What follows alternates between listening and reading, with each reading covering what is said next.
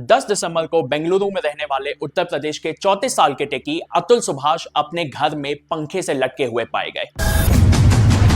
उन्होंने अपनी जिंदगी के आखिरी पलों में एक 24 पेज का सुसाइड नोट, एक 90 मिनट का वीडियो बनाया और अपने घर में एक प्ले कार्ड भी लगाया जहां लिखा था जस्टिस इज ड्यू। ये सिर्फ एक स्टेटमेंट नहीं बल्कि एक इंसान के अंदर उमड़ रहा वो दर्द था जो अपने परेशानी से मुक्ति पाने के लिए और अपनी सच्चाई साबित करने के लिए अपनी जान ही दे गया।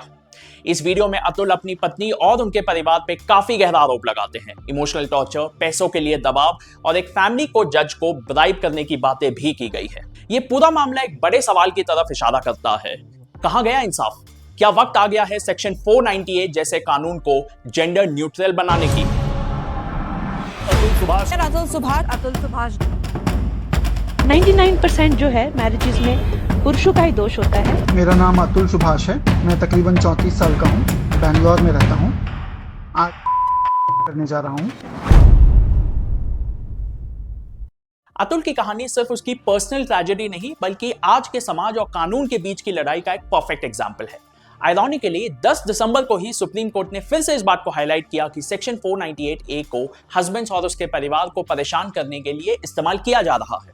आईपीसी सेक्शन 498A को इसीलिए बनाया गया था ताकि अगर किसी औरत पर उसके पति या उसके परिवार द्वारा अत्याचार हो रहा हो तो वो कानून का सहारा लेकर अपने आप के लिए न्याय मांग सके। लेकिन जब किसी कानून का गलत इस्तेमाल होने लगे तो यही कानून एक इंसान की जिंदगी को जहन्नुम बना देता है। अतुल की जिंदगी कुछ ऐसी ही उल्टी चल पड़ी थी। कानून के दायरे में फंसकर वो ना अपना नाम बचा पा रहा था और ना ही अपनी जिंदगी। जब एक आदमी की शादी में अनबन हो या छोटे मोटे विवाद हो, कभी कभी इन्हीं मुद्दों पर आदमी के खिलाफ गलत आरोप लग जाते हैं। सेक्शन 498A के तहत दहेज और मानसिक अत्याचार जैसे आरोप लगते ही एक आदमी की पूरी जिंदगी बदल जाती है। उसके लिए प्रोसेस ही सबसे बड़ी सजा बन जाती है। हर रोज कोर्ट के चक्कर, पैसों का खर्चा, परिवार को बचाने की लड़ाई, अपनी इज्जत और इनोसेंस साबित करने का बोझ उसे अंदर ही अंदर मार रहा होता है। सेक्शन 498A का मिसयूज करने वाले लोग ये सब जानकर भी एलिगेशन लगा देते हैं जिससे किसी भी आदमी की जिंदगी बर्बाद हो सकती है। उसके बाद इस प्रोसेस के टॉर्चर से बचने के लिए उन्हें अनरीजनेबल डिमांड्स के साथ ब्लैकमेल भी किया जाता है।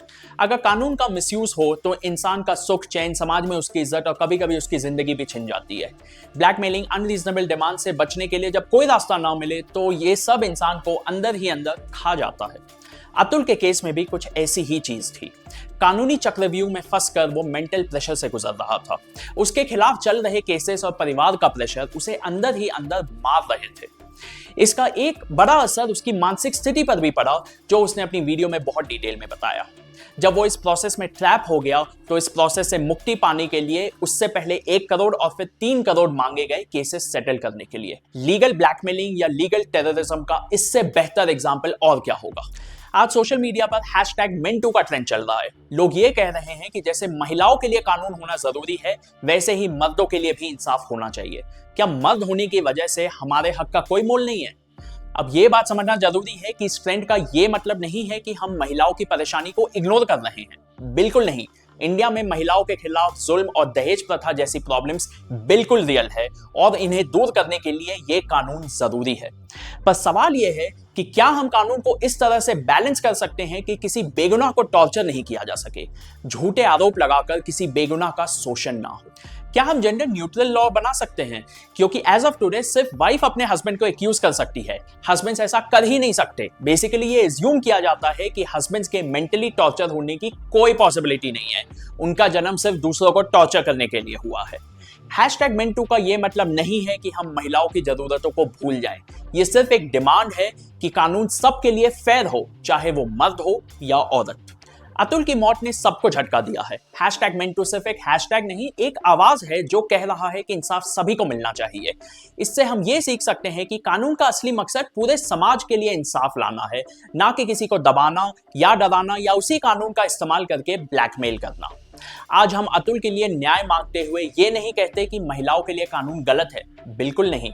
हमें बस ये इंश्योर करना है कि कानून का मिसयूज रोकने के लिए रिफॉर्म्स हो ताकि बेगुनाह लोगों की जिंदगी बर्बाद ना हो, क्योंकि इंसाफ वही होता है जहां दोनों तरफ की बात बराबर सुनी जाए।